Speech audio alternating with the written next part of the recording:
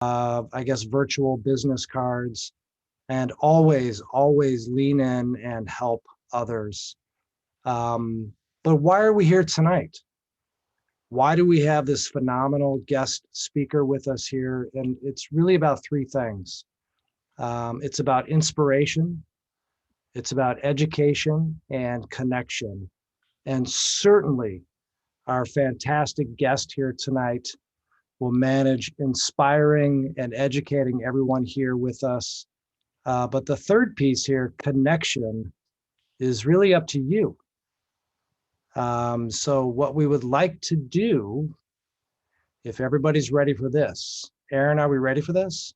We are ready for this. All right, we are going to put everyone in breakout rooms, but when you get in there, please first say your name, why you're here, and what you're working on.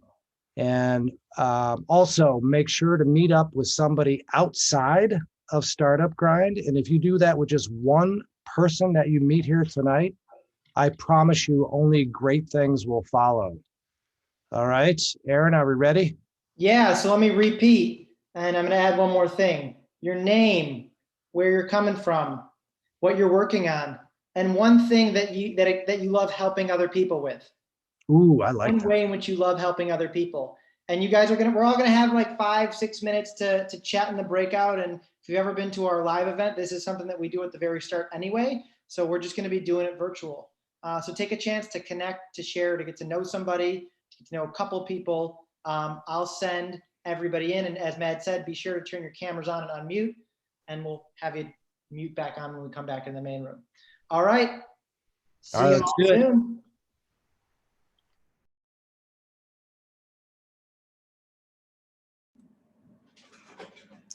Oh, hello.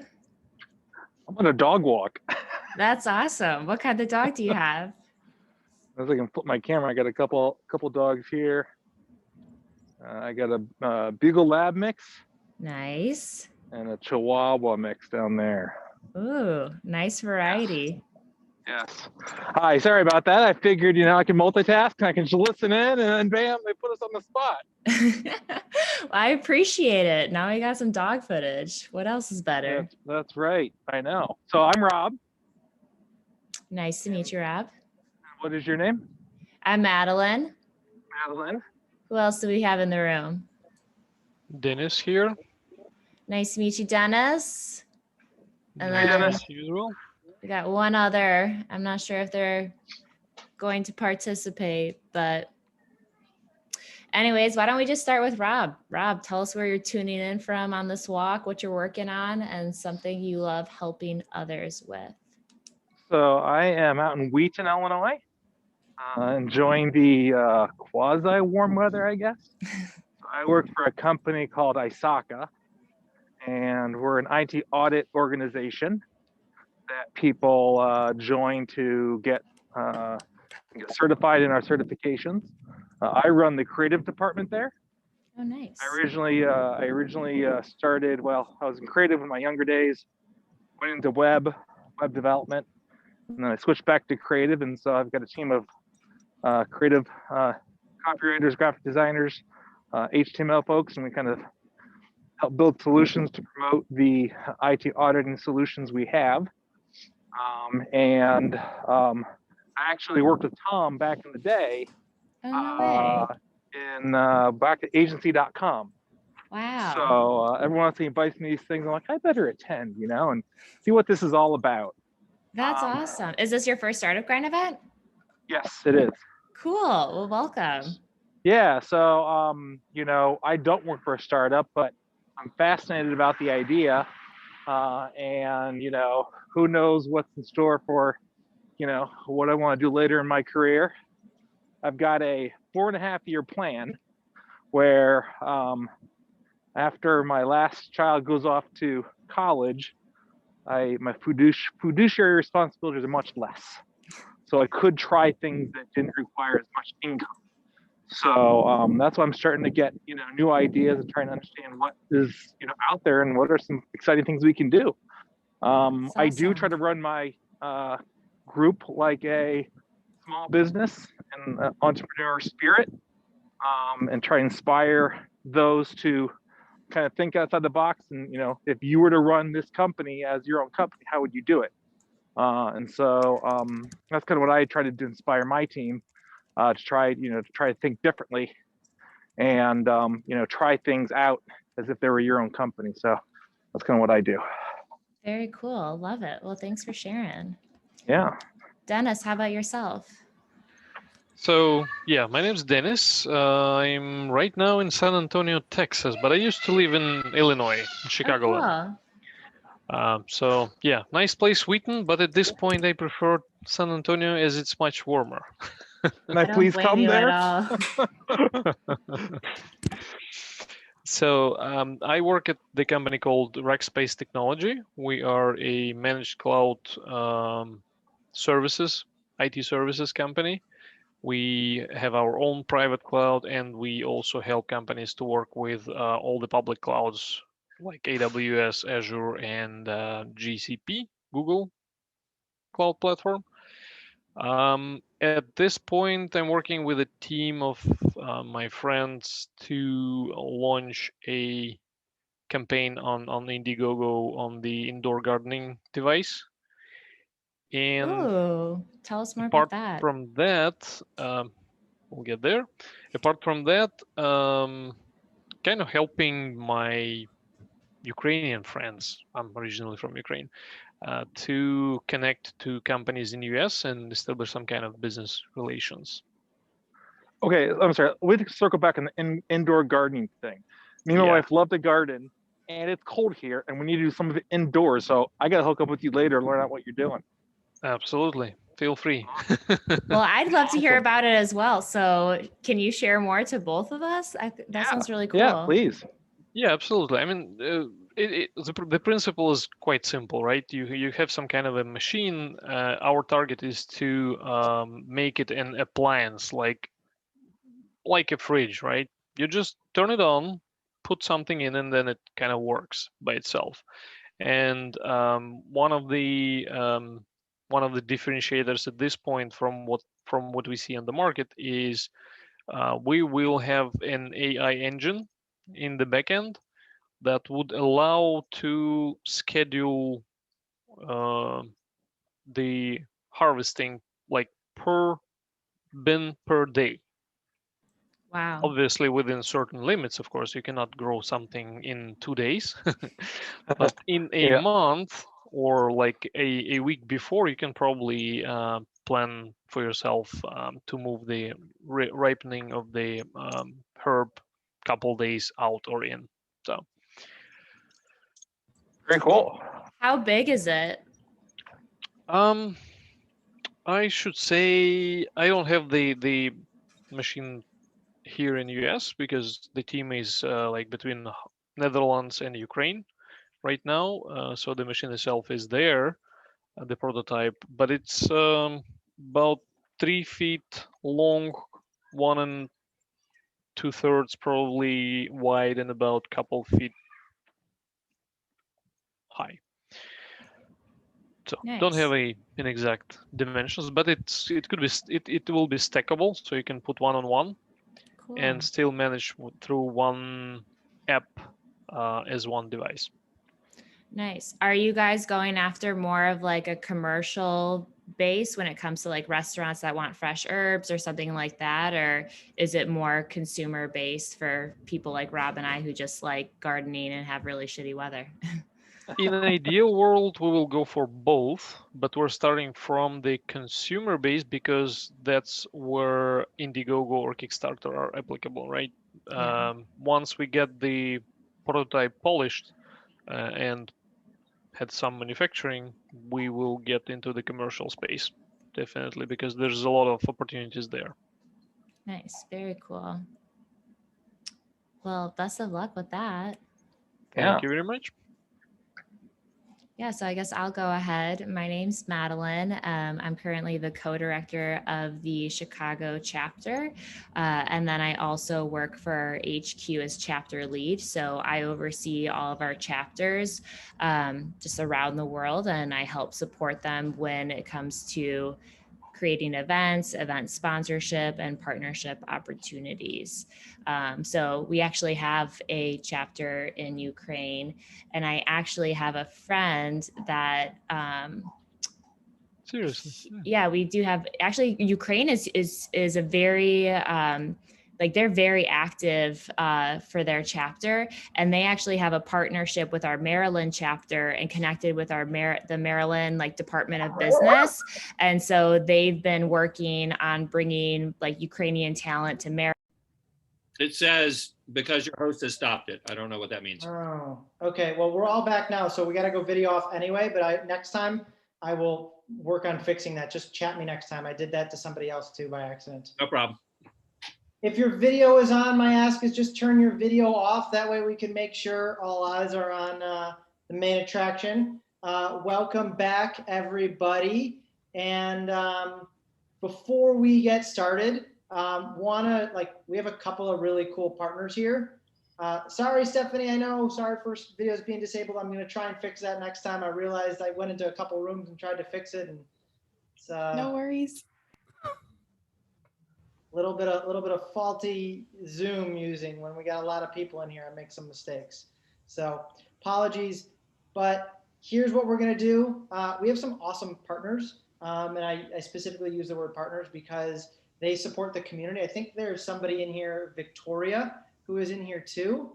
And Victoria is somebody who's actually used our Slack group in our community and used it in the right way, like asking for help. I think, Victoria, you asked for like PR help, and you asked for help finding a lawyer. And that's kind of like what we look for our partners for, is help finding all of the things that are needed to help your business run and go from right where Garry was 5 years ago to where Garry is today to where Gary's going to be in 5 years, right? Like that's what we aim for, is to support. And Mads, thank you for putting that in there. And cross the fingers, right? Yeah, it takes work. It takes a lot of damn work. And I think we're going to talk to Garry today about that.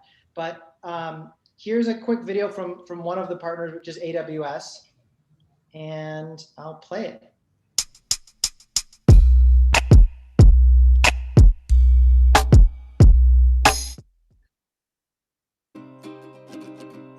There's a reason why for the last 13 years, startups overwhelmingly prefer to build on top of AWS.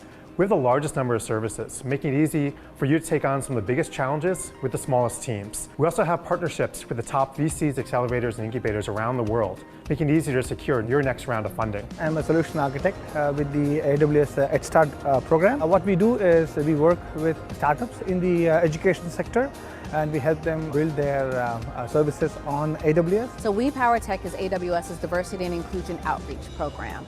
The program is really twofold. One is to increase the number of underrepresented technologists within the industry, and the second is to provide a platform for them to be seen and heard. If you're wondering how the AWS Evangelism team might be able to help your startup, there are many ways. We're technically credible across our entire catalog of products, so we can help you figure out which services might be able to meaningfully impact your business. We also want to help tell your story. So if you're building something cool, we want to know about it and help spread that message to the world. So you might end up on stage at an event like AWS Summit. If you're a startup, you should also definitely check out the AWS Lofts. These are event spaces that are free to anyone with an AWS account. And you can treat them like co-working spaces, but the awesome thing about them is that we also have people like technical evangelists like myself, solutions architects that come and give hands-on technical workshops and sessions to help you learn how to more effectively utilize the AWS products and platforms that you're already building on top of. We are a dedicated team of people that love startups, that we just want to come and help you with whatever we can, whether it be technical or business focused. We are here to help guide you and make sure that you do have a say in what's going on. We do get your feedback. We do bring that feedback to the service teams. That is what we're here for. All right, so that's a little bit about AWS. And if you want more details on how to get access to the tools that they give us, I know that Mads can share that with you in the Slack channel, but they give us some really cool free tools because Startup Brand Global is a pretty big thing. So we get kind of the benefits of that. And then there's somebody else here. You probably see his face because we kept it up. George Khalif. And did I say it right, George? You nailed it, Aaron. I nailed it.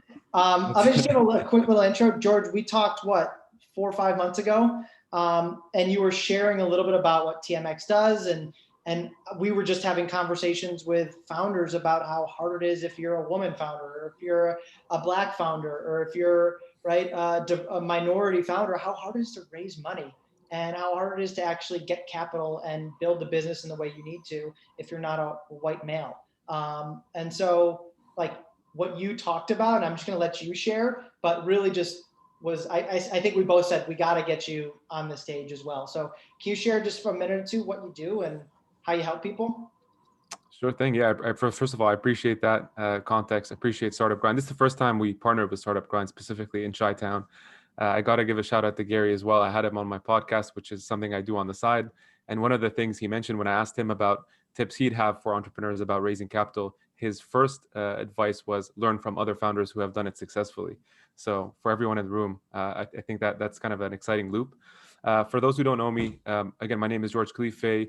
I'm based out of Chicago and basically head up the office for the Toronto Stock Exchange as well as the TSX Venture, primarily for the Midwest. So really our focus is, as Aaron said, I think to bring a new non-traditional financing route for a lot of the US companies here, regardless of which stage you're at. So if you're earlier stage, TSX Venture is that marketplace where earlier stage companies can raise anywhere from 2 to 20 million usually of public capital in Canada. Once they get to a certain size or market cap, they're able to then uplist to the Toronto Stock Exchange, which is more focused on later stage companies. And if, again, you're US based, this doesn't mean that you can't eventually, as a moral compass, look towards NASDAQ or NYSE. A lot of companies look at TSX, in fact, as a stepping stone to get to a major US exchange. We're just making it easier for companies that are a bit earlier in the process to access public markets, and super excited, as you mentioned, to bring a new financing option to underrepresented founders. We helped BBTV go public, which was one of the top 10 TSX listings of all time, led by a female CEO and sole founder as well, which is super exciting. So hopefully we see more of these stories. Last thing I'll say in terms of how we can be of value, think of us as a conduit to capital, whether it be public, which is right for some founders. It might not be right for everyone. And hopefully we can be that conduit to introductions, whether it's to the VC side, private equity, or whoever else that might be of value to. So thanks again, and I'm looking forward to this fireside with Garry. Awesome. And George, maybe you can just share your LinkedIn link in the chat with the group. And I know you're also in the Slack group. So if you have questions about financing, funding, non-traditional way, George is like the person to go to. You can always ping any of us. We'll circulate you to George, but you can go to him directly. George, thanks for being here and thanks for sharing. Tom, can I give you back the floor to do our intro? Yeah. And all right. So I want everybody to imagine for a moment that we are all together in some big, enormous room. And when I announce our guest speaker here tonight, I need everybody, and I mean everybody, literally everybody, to get up out of your chair and scream and shout and cheer as loud as you possibly can. I can see I'm making our guest very nervous. So take a moment, unmute yourself very quickly. There's going to be lots of chatter here. All right, I see it happening. All right. So let's give it up for Garry Cooper.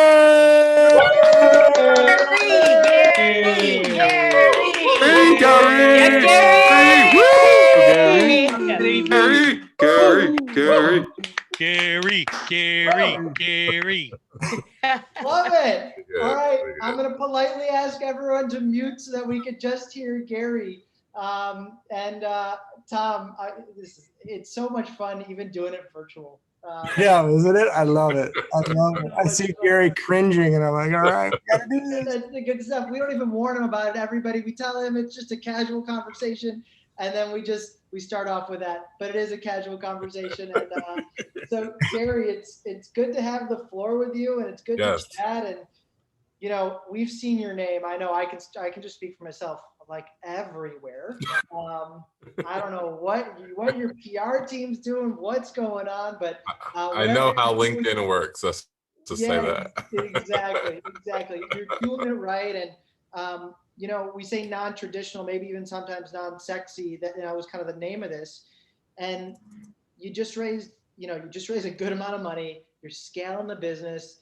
That might be where everyone wants us to go in this conversation, and I'm sure we'll get there, and I'm sure we'll get into fundraising as well. But I think the thing that I'm most curious about is tell me about what you were like as a kid. Like what would take a like way back? Like what was Garry doing, as a little kid before he was starting a business and raising Yeah. money and doing all that stuff? Like tell us Way all back. the way back. Yeah.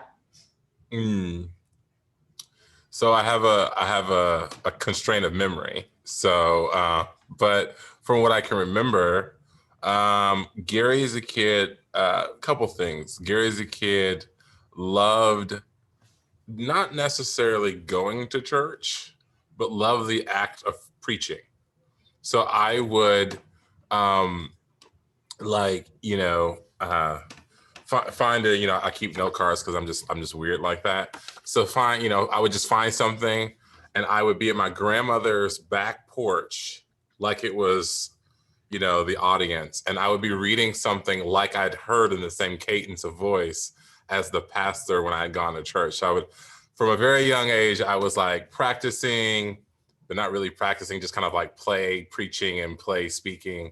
That was super fun. And my grandmother would always say, man, that guy's going to be a preacher. He's going to be a pastor.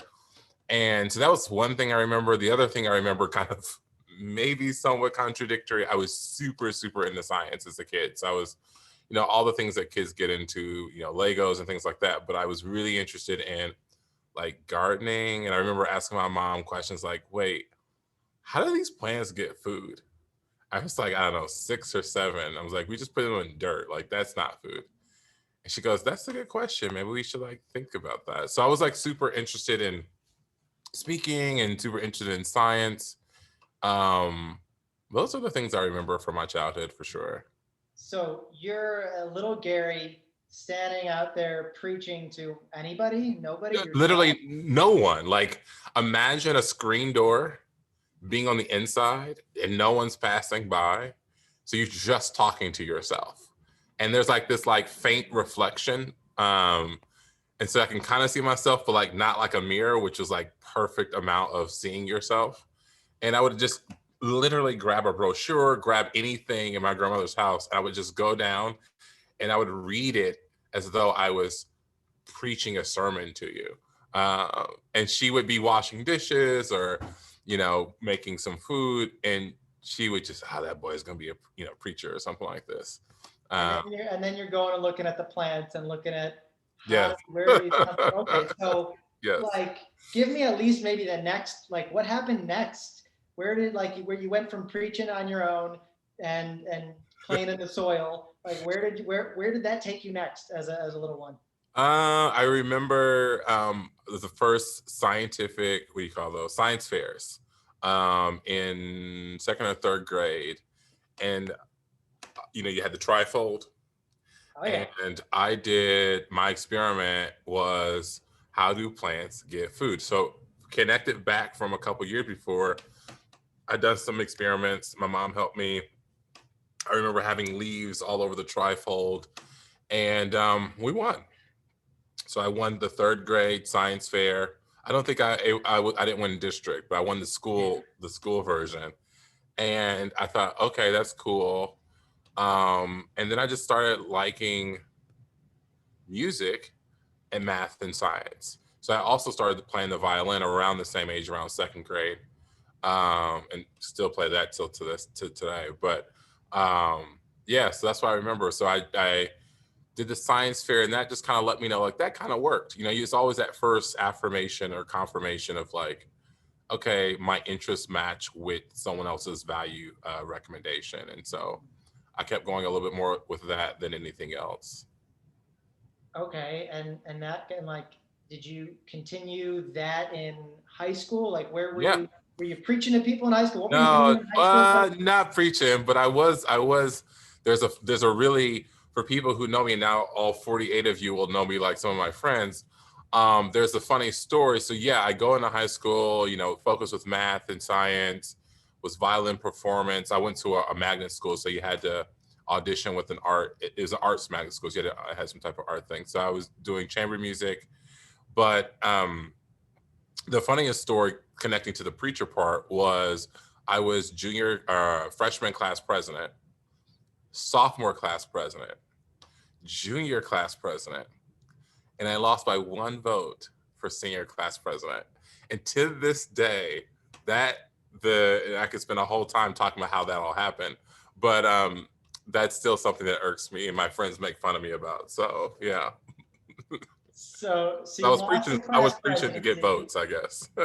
Epic failure. Yes.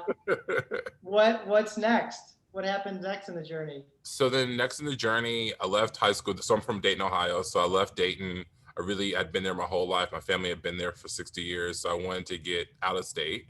So I went to IU, Indiana University in Bloomington, and I pursued a math BS and a BA in chemistry, pre-med focus. Matching up with kind of the plant. Yeah, exactly. Still. I was super into anything where I felt like I didn't have to memorize a bunch of stuff.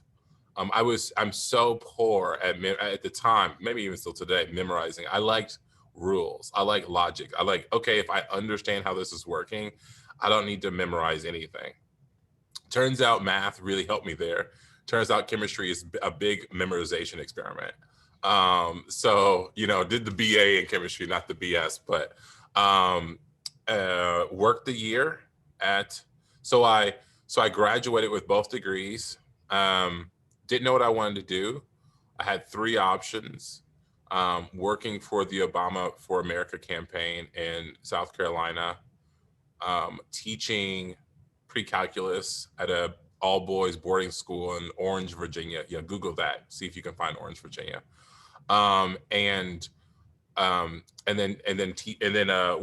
Leading the organic chemistry teaching laboratories at Indiana University. And in my wisdom, I thought, for sure, this organic chemistry teaching job, because I thought Obama won't beat Hillary. We see what happened there. And I thought, oh man, I'm only going to have a job for a month or two. And the boarding school job was pretty lucrative, but it was the headmaster was also the mayor, was also the sheriff of the town. So there was no stoplights, there was no bars, there was no grocery stores. So it was a very, for a 23-year-old or 22-year-old, it was very like, wow, I don't know if I can be here for that long. So I took the chemistry job and then worked there for a year and then came to Chicago for graduate school. Okay, so you worked there for a year, came to Chicago. Like, what's the tie between Rheaply? Am I saying it right? Yes, Rheaply, yes. What's the tie between Rheaply and that? Like how do we get from there to chemistry and none of the things help me bridge this gap. It is totally non-scripted unless you heard the story. So basically, I was doing my PhD at Northwestern in neuroscience, trying to find a cure for Parkinson's disease, and I still am an adjunct faculty member there, trying to help them with the drug that I co-invented, I guess is the term. I like to say discovered.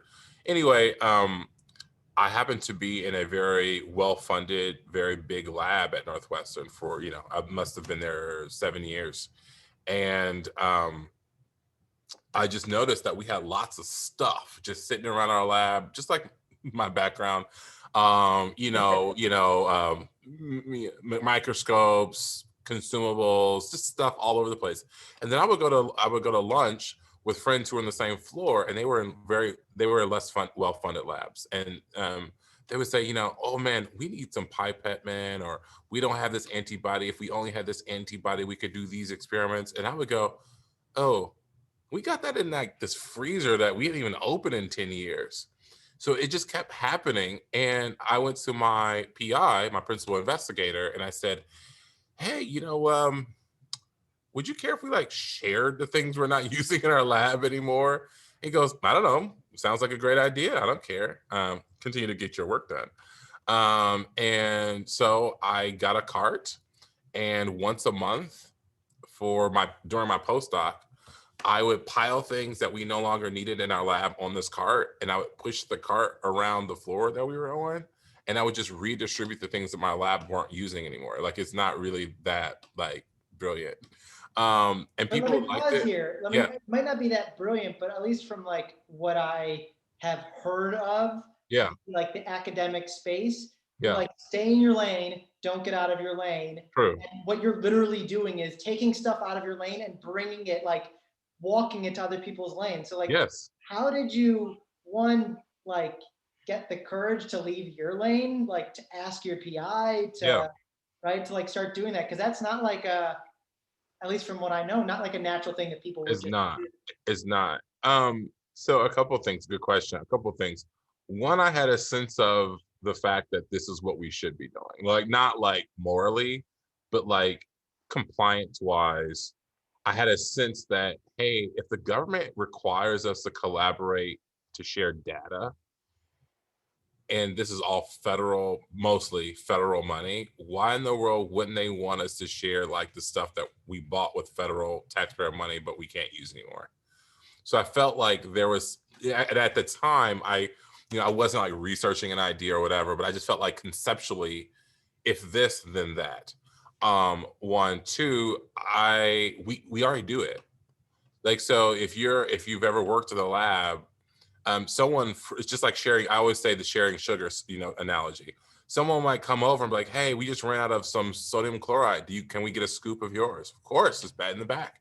We already do this in laboratories. In fact, now laboratories are built like with this open kind of model with no walls between labs, just to kind of promote collaboration and sharing. So actually, the problem set wasn't that like the zeitgeist that people wouldn't be sharing. It was more of people aren't aware of the things that they could share or they could be getting. So there was like this lack of awareness and this friction around moving it around that, as it turns out, that's the thing that we needed to, or at least I needed to find a broader solution to. But it's kind of the old guard who had that thinking of like, what's mine is mine. But now everyone's about sharing. And so, so it kind of just did it. And again, it wasn't supposed to be a business. This was literally just me sharing stuff on one floor of one building on the medical campus at Northwestern. And next thing you know, more floors are doing the same thing. And then I left the university for 2.5, 3 years, went into consulting, and people stopped emailing me about this cart. Hey, Gary, where's the cart? Where's the cart? And I would be like, well, I don't know. I've been there for 3 years. I have no idea where this cart is. And that's when it occurred to me that maybe if there was some type of solution at scale, this would be something that universities or other organizations might buy. And so in some ways, that's when Rheaply, the idea, got born, and it took another year or two to kind of really get born. But yeah. So it came out. I just have this image of you, like, with like the little mailroom cart going from It's office basically to that. office. It's basically that. It's basically that. Supplies that turned into enough. It was like, yeah, it was super. It was actually super. It's like kind of a joke at the beginning, because I would like want to just get out of the lab. You've been in there doing experiments for 13 hours or something crazy, and they're not going well. So I would just get out the lab and throw some stuff like, "Hey, you need that? No, you need that? You know that? All right." And I just go out the lab, push the cart around the floor, and I say, "Hey, Carolyn, we got some new stuff. You need this stuff?" And it was almost like role play, like, "Oh yeah, I could take 3 of those." And it was really, we made it was like a way of just being fun, but like actually they took the stuff and put it to work. So and then other groups started doing that on other floors in the same building without my knowledge. This is kind of like a post hoc understanding I have now, but at the time I didn't know that was happening. And as I said, many people would email me when I left at Northwestern. I left like full time, but I was a visiting scholar because we were trying to still push this drug towards the clinic. So I had my email kind of still live, if you will, and people would email me like, "Hey, Gary, like, we're looking for this antibody. When are you gonna push the cart around again?" And I'm like, I don't know if you noticed, but I haven't been there for 2.5 years. So yeah.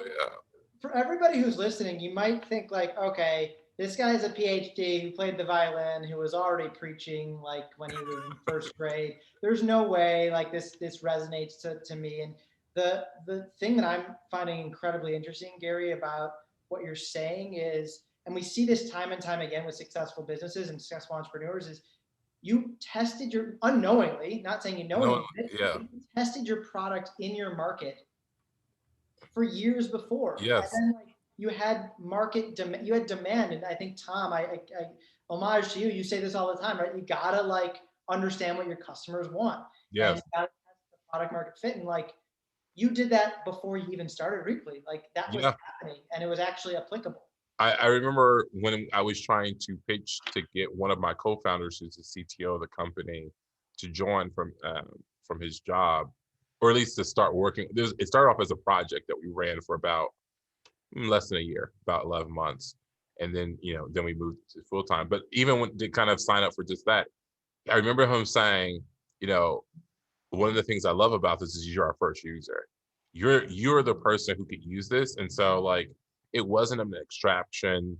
It wasn't an if statement. Like, it was just like, oh yeah, we can build this MVP around like how Garry would use it, and then evolve it as we start to get more use cases and more kind of broad sets of users. So that was important for getting him on board, actually. And there's something else that I'm hearing out of this, and like it might be because the book that's behind me is Think Again by Adam Grant, and it's like one of the key takeaways, like think like a scientist, right? Like challenge your thinking and experiment. And you said this from like second grade on, you were constantly experimenting and testing things out. And I'm curious. We use that term internally at Rheaply too. We always talk about what's a good experiment. If that's the good experiment, what are the controls? What's the hypothesis that we're, so I've actually tried to run Rheaply like a good lab in some ways. We can get in that later, but like I have that's my kind of style, is to hire great people who could run their own projects, but be always thinking about like experimentalists. We're experimentalists. Rheaply is a experiment, so we're just testing it out. And I love that. I mean, an experiment who's raised millions and millions of dollars, but you're honest with yourself and with them, like all the great entrepreneurs we know is like, they realize that they don't know all the answers and they got to keep testing. Right. So I want to get into the start and all of that, but you dove in and you shared. So maybe just share like a few minutes of like, so how does that experimental culture come out? Like, what does that mean that you do? Because you're a software company. You're not a lab. Yes. It's different. It's sad. It's like, it's a very different thing. So how do you foster that in the team? Yeah. So I think one thing to do is you really care about process. Process is important, because if you're going to test two different things, you can't have two different processes. So one thing we try to do is, before we get into anything, is think about, is this a good process for evaluating whatever, whether it be a candidate that we're trying to hire, whether it be a 90-day review of a current employee, whether it be, hey, we're going to build this new feature. What is the process to like how we think about that?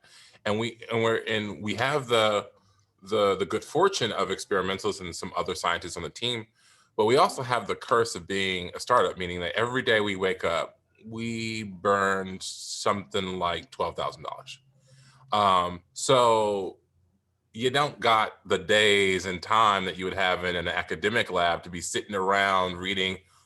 Those are all the papers for my PhD, by the way, right there. All these papers and coming with all these theories about like what might be, what can. So what we try to do is we just have a planning meeting, and say, here are the things that we're trying to test. And let's talk about what the tests, and let's form a hypothesis about what we think we're going to see.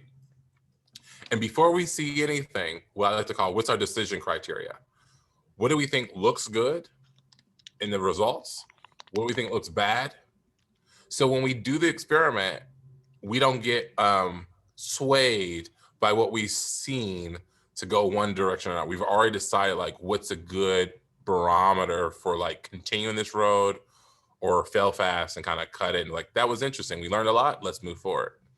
So those are some of the precepts, but it is a case-by-case basis. But I would say we try to think about process.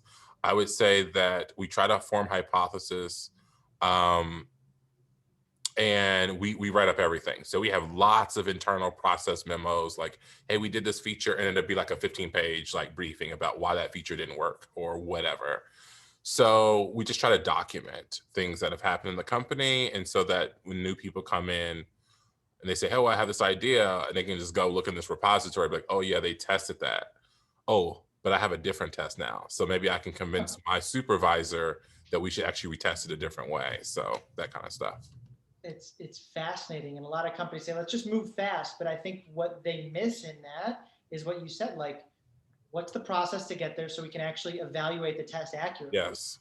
And what are the decision criteria? And what I was actually just talking with a friend, a client, about today was like, how will you know if you've been successful in the goal? Yes. Right? Don't just go out there and do Yes. it. How do you know you've been Yes. successful? And what you're saying on top of getting clear on what success looks like, it's getting clear Yes. on what failure looks like, so you Yes. can decide and make a quick decision. If you know, there are very few things that we do once, very few. So if we're going to do something new, typically what we try to do is say, what does it look like to do this 10 times? So let's just form a process. And that process can evolve, just like the idea is evolving. We're not going to sit around all day and like talk about a hiring process and not hiring anyone. But we got candidates to review, so we have to do something. So I think, I think you're right. I think just the one thing that I just try to focus on is, what are we questioning? Are we questioning the process, and are we questioning the result that this process returned? And so we always are just trying to tune those. But yeah, I'm generally not down for just like going and doing something. If it's something that we would do more than one time. If it's something that we do more than one time, we should think about what's a good process to do it. And then actually you can do the N+1 thing much, much faster, because now you can run experiments like this, because you can compare things across the timeline and say, hey, when we did it that time, it worked. When we did it this time, it didn't work. But if you never had any consistent process, it's hard to do things in a sequential or iterative fashion. So I'm going to take us in a different direction. Now. Sure. Because Perry asked a question about funding, and I know we talked about it earlier. Yes. Right. Another process. Another process. Okay. So here's the factors bouncing in my head: blackmail, non-sexy business, academia. Right. It's like, I don't know. If you came to me, I'd be like, looks like you got all the factors against you, man. Like, good luck. Yes. How were you able to get the business to a place where funding was available, and how were you able to secure funding when it's, traditionally with all those factors, those strikes against you and COVID? You do. Yeah. My answer might be somewhat unsatisfactory to the audience, but it's in the name of the group here, is grinding. I really don't have a big formula that I can say, if you do these things, you will get funding. There are some things. You told me anything you do, you have a process. What the heck? And I had a process, and it's the old Mike Tyson quote, right? Where it's like, you have a plan till you get punched in the mouth. I had a process for. Let me give you our funding history. I started the company. We launched the company November 1, 2016. November 1, 2016 to February 2020, Rheaply had raised less than $1 million. I might have fundraised the entire time. I must have done, I can probably remember this, 7 or 8 convertible rounds in that chunk of time. So I'm pitching, I'm refining processes, I'm refining decks, I'm listening to investors, but it wasn't happening. And at the time, basically all of that time, there were 3 to 4 people in the whole company, 3 to 4 or 5 people. So I'm the latest head of sales, head of ops, head of finance, everything head except for head of technology and head of product. But in some ways, head of product management, like, what are we building? What are we not building? And then we did get a couple of good sized contracts in December of 2019. And if you know anything about fundraising, the exact wrong time to fundraise is during Christmas. So I was talking to one of our current investors around the beginning of December 2019. I said, hey, I'm looking at our forecast, our run rate, and I think we're going to run out of money in March, and I want to put like $100,000, $150,000 convertible together, because I know these big contracts are coming, and I don't want a valuation. I don't want them to hit. It's a great idea. And long story short, him saying, great idea, I want to be involved again, I want to re-up. led to a $1.3 million seed round that was led by Hyde Park Angels in Chicago. And that was the first collective big amount of money that I had, but now COVID hits. So like part of me is like, oh, I have my financial model, I have my plan. But then the other part is like, that you see all the blogs, all the VCs talking about batten down the hatches, half your cost structures, all this extend your runway magically. I was reading some blogs that said 36 months. I'm like, 36 months? What are you even talking about? Like, are we on the same planet? 36 months. So I literally did the opposite. I said, we have a plan. I'm going to try to execute the plan as best as I can. And so we didn't slow hiring. We pursued the market, even though it was COVID and all that jazz. And it turns out that was helpful. And we got into September, October of last year. And I said to myself, well, I think we're going to need to fundraise at least in Q2 of this year, 2021. So what I'll do is I'll just talk to some investors, just high level with my last investor update, and see if they thought we were a Series A ready company, because who knows what that is. I mean, I read a lot of books about this stuff. It's a moving target. It's completely subjective in my mind. And so I talked to about eight to 10 investors in August, right before Labor Day of last year. And I'd say all but one thought, I think this is an interesting company. And I should also say that my story going into like why Rheaply deserved this, I think was strong. And so I took Labor Day weekend, thought about it, talked to my mentors, talked to the investor base that we currently had over that next week. And I decided that I would put a process in place, and I was going to try to raise our Series A. So I spent the rest of September putting together the materials. There's a lot of materials, getting all the diligence and stuff together. And then October 1, I was fully into fundraising mode, and was able to sign a term sheet the second to last day of the year, which is actually my birthday. Interestingly enough. you and Christmas time, man. Yeah. So, but now we're off the Christmas time. I think, sometimes with these fundraisers, you can get in some weird like schedule that basically every year you're fundraising around the same time. And so I actually was like, you know what, I'm going to raise a little bit more money because I don't want to be on the Christmas time schedule anymore. So, yeah. So there's a couple of things that like I heard in what you said, and yeah, like you said grinding, and then you kind of like, we went through it pretty quickly, but November 2016, right till now, right? You can look at $8 million or whatever you raised, right? And you can say, oh yeah, he's gaining traction, but you spent 4 or 5 years grinding, and it wasn't just like you were running the business, but what you said is that whole time you were meeting with investors. Oh, every single day, every other day I was meeting with, someone who could write a 5K check, all the way to someone who could write $1 million K check. I mean, I was meeting with absolutely everybody who would take a meeting. Meanwhile, I was down at Northwestern, who was back in 2017 was our only customer, and we were just doing a proof of concept, like there was no money involved. And I was there. Your only non-paying customer. Yes, exactly. I had one non-paying customer.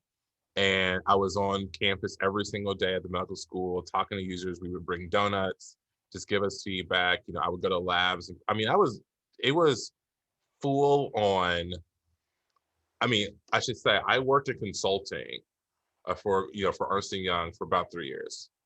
And that was the easiest thing I've done. it was, in retrospect, I thought, okay, the PhD, that was hard. That was super hard. Got through that. And consulting, after about a month, I was like, oh my God, I can't get through this. It was the easy is not the right word. It was just rudimentary. It was just like, I get on this plane, I go somewhere, I make some slides, they like them, and I come home. It didn't give me the same passion, a part of difficulty that the PhD gave me. boy, this job as CEO of a 3-person company did. I mean, I got up in the morning, I'm like, I gotta have the vigor. I gotta be like, hey, this is gonna be a big business. Meanwhile, I've been running all these like models I've never run before, and I'm trying to get people to use the platform, and I'm trying to sell the platform, and I'm making my own decks. I mean, it was a full on, still is, a full on 16, 17 hour a week, or sorry, a day thing that I was doing every single week. And still do. I try to take one day on the weekends not to do that. But yeah, it's a full body sport for me. And I accept that. And I think that's in some ways why I love my job, is that I love what we're doing. I love what we're trying to get done. And I don't mind grinding. So Yeah, I think it's so critical. Like, we have people in the audience, right, that come and hear, millions of dollars, growing companies, sounds like a smart business, like all the things. You hear the good stuff, but we don't look at like the moments that precede it, and all the moments. And there's so many of those moments that precede. Absolutely, it's the success, the 10-year overnight success type thing. You know, one of the things. So one of my really good friends is Steve Galanis, from CEO of Cameo, CEO co-founder of Cameo. And I remember when we were in an 1871 program, me and Cameo and a lot of great startups in Chicago were in this 1871 program. And at the end of it, I was going to apply to Techstars. And I did, Techstars Chicago. We got into Techstars Chicago. And I was telling Steven about it. We were standing right there in 1871, and he had just done a seed round. I didn't even know what the word seed round meant, if I'm being honest at the time. And he goes, you don't get this. But sorry, they had just done their Series A round, not their seed round, their Series A round. And he said, you don't get this. At the exact same stage that you're at with Cameo, we're about to die. And you're so far ahead of where we are. In 2 to 3 years, if you could just keep making the company better every single day, just a little bit, you'll wake up and people are like saying, oh, this is a Time Magazine genius company. You're just like, I don't know, 3 years ago, we're about to run out of money. We had 8 cameos. So I remember that story. And so what I tell my direct reports is like, all we got to do is just try to make the company a tiny bit better every single day. That's it. All the other stuff is external. And so I've tried to keep that mantra. I love that. I mean, it's like, it reminds us that, hey, this is work, right? And work Yes. that you love and passionate, you can get up and you can get excited about. And it takes work to grow it, but also not to get stuck in where you're at. Yeah. Little steps. Yes. There are so many more questions, Gary, that I want to ask you, but I'm looking at the time and I know we're running out, and I'm seeing questions come in. So, you know what, I'm going to open to some of the questions that other people shared and give them a chance to ask. And so John asked, or Welu asked, tell us about the name. What does Rheaply mean? And should I treat these like lightning rounds so we can get through a lot of them, or? We'll see what we get. So Rheaply comes from combining. So we started in the research space. So combining the word research and cheaply, and how can we make research more cheap or more efficient by reapplying things that had already been purchased. So it was a combination of cheaply and research, but we also like the reapply part of the syllables.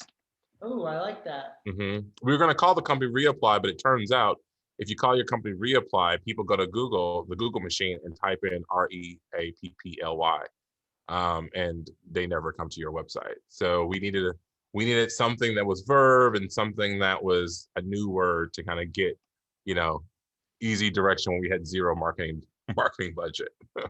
So you said like, and your face lit up when you said, when we were 3 people, like I was very and so to Stephanie's question, like, what brings you to work each day? What gives you the energy and excitement to continue? Oh, such a great question. Hey, if there's any of my investors out there, hi, it's completely not them. I would say the thing that gets me up the most is the people who have given me a little bit of their professional time to work on this problem.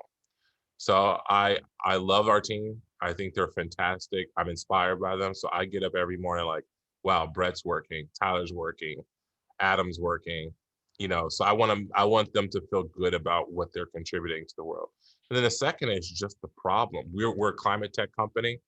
I could literally go on about like the state of the world from a climate perspective, but if you can't get up to figure out how to reduce waste in the world, which is what our take is, then I don't know what else, what's the other motivation you need. So yeah, it's my team. It's the problem that we're going after. I also have a 94-year-old grandmother who had 19 children. She has a 3rd grade education, and 10 of her children have advanced degrees. So like, also like, if she can do that, I can definitely wake up in the morning and operate Rheaply. What happened? Like, what's the secret sauce that your grandma was giving out? I have no idea, man. I have no idea. I wrote President Obama about her in 2011 or 12, and sent me a note back. But she's just a wonder. Her name is Annie Mae. She's just a Wonder Woman. She's using an iPad right now. Like, I can't even understand a person who was like alive during, like, basically she was born on a plantation, lived through the Depression, lived through Jim Crow, women's suffrage, and then like she's using an iPad right now. Like, it's kind of funny to me. She's incredible. So we need to have her on. She would be fantastic. Oh my God. She's never used Zoom. She only uses FaceTime, but she's learning. We'll do a FaceTime. We'll make it work. Yeah, agreed. Hugs to grandma. What I'd love to know about, maybe just kind of like the last question as we wrap up, is, you've had quite a journey in quite a few different places and spaces. And what would you say one of your biggest fuck ups along the way was? It's hard to enumerate. There's so many. So at least one is hiring with no process, even if it's a bad process. I hired a friend of mine. He had unfortunately been laid off. His company was making some cuts. Great guy, great pedigree. I knew him well. And because we didn't do the proper screening around his skill set for this particular job, basically after the first month, I knew it wasn't gonna work. And but I felt the friendship thing of not letting him go. And so that ended up being really nasty towards me. And we've since kind of made up, but yeah, that was one thing. Got to have a process to make a hire, and the hiring process is different for the role. So if we're hiring a C-suite person or a technical person, it's a different process. So we try not to hiring people when we haven't thought about like, how will we do this at scale again? So. And like, what are the skills? What are the behaviors that we need in that role? Exactly. I also would say, until recently, I would say till last year, we didn't really do a good job of like talking to people's references, at least one, in hiring. We just kind of like, oh, we see your resume, we see your LinkedIn account, we ask you some questions. But really, you gotta, sometimes you just gotta like call someone, email like, hey, is this person terrible? It could save us, I don't know, a lot of money and time. It's so bad when you hire someone who's not a fit. No matter if you're a friend or not, it's like the worst feeling when you have to let someone go. So I definitely suggest having a process. Yeah, I mean, it's doing it right. And asking other founders what their process is and just cheating. Because some of the times when you're starting a company, you're like, I don't know. I had never hired anyone until I started hiring at Rheaply. So how was I supposed to pull out a process out of the air? So yeah, learn that one. Garry, I know this is like the 17th or 18th Zoom you've been on today. 17th. I'm so grateful that you spent a little bit of your evening with us, and everybody, I'm so grateful that you spent your evening. We have a couple of closing traditions, but like, I just want to say thank you before we sign you off and say goodbye. This was amazing. What I would like to say to the community, like, this is a group, and hopefully you can tell in the conversations in the breakout groups, is where we want to support each other, right? And we bring Garry in here to share his story so that you can hopefully learn from his mistakes, right? So that you can hopefully learn from the things that he's done really well. And so hopefully we were able to get some of that out. What I will say is, the other thing is we're going to be constantly posting. I know there's people looking for jobs and there's people looking to hire. Rheaply's hiring right now. Yeah, he's hiring. I think you said like 13 positions or something, right? David Culver, I know you're hiring. Maybe throw your, ventureshot.com. He's even putting those in there. This is a great place. And I know the chat here isn't, I mean, we'll send you the video, but go to the Slack group, put it in there. If you have questions, you want to find out, like this is the access where we have people who are investing, we have people who are connecting people to funding, we have people who are hiring, we have people who want to be hired. Like I think of like the Rheaply model, right? Like we might as well bring it together. And so if you're needing that or wanting that, please use the Slack, put it in there. If you're not used to using Slack, which like I'm a millennial and I didn't use Slack, like I will admit it. I have a business that runs on Slack and I only started using it because I was like, oh, this is my business, I should figure it out. And it's actually not that hard to like start and do. It's like very low barrier to entry. So if that's a barrier to entry, like get on Slack and just get in the channel. And Mads, if maybe we can chat that one more time. But here's one of the closing traditions that we do when we're virtual.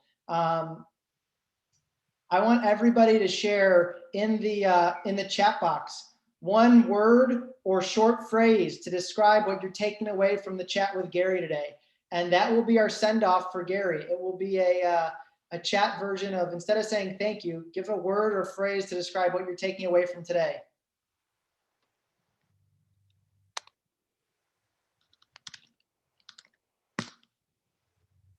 And Tom, George, I think we got it all right. Is there anything we missed? This was a great event. Garry, Thank you so much. Appreciate everybody it, unmute. Give a round of applause to Garry. Garry, thank you so much, man. This was awesome. We're so excited to have you. Garry.